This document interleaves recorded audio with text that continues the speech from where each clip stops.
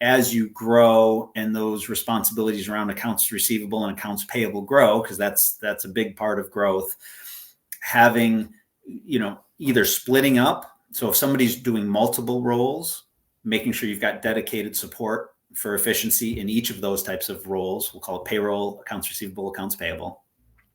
If you already have dedicated individuals in those roles, adding a controller position. So basically, like an accounting manager or controller, someone who's familiar with all of those processes and can support those individuals and create process efficiencies, and overseeing that along with like treasury management and banking relationships and cash flow forecasting. That's a really important position to add.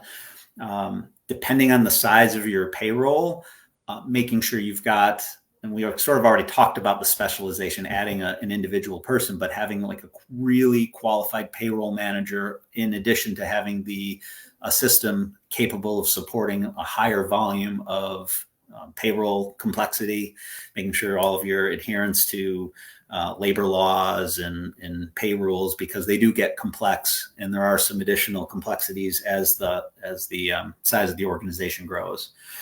And then, IT and systems, not really a finance role per se, but as your organization grows and if you're leveraging technology, you may need to have somebody on staff to help you work through some of those challenges, because it becomes a real time suck to anybody not specifically tasked with that as a specialty to try to problem solve those things when challenges arise.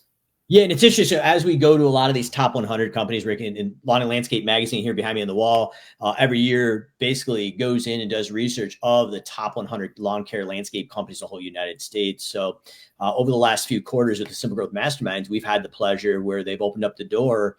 We can actually go in and walk through their office, their shop. We can see how their CSRs are handling the scheduling, the billing. And as you talked about that specialization, as those organizations grow, for instance, we're going to Earth Tones, and they're running about approximately 43 or 46 million this year in sales. It's interesting.